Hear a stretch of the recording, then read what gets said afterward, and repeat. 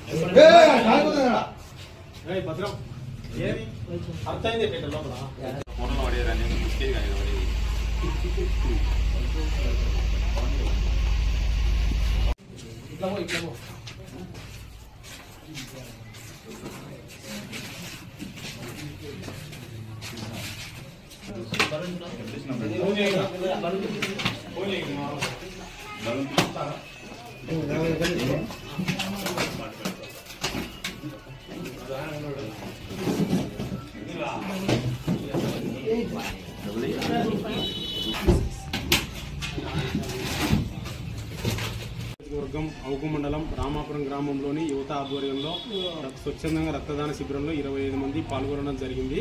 ఈ రక్తం గర్భిణీ స్త్రీలకు, యాక్సిడెంట్లు అయిన వాళ్లకు, చిన్నపిల్లల కొరకు యూత్ పాల్గొని స్వచ్ఛందంగా మార్కెట్ యార్డ్ యూత్ కూడా పాల్గొనడం జరిగింది.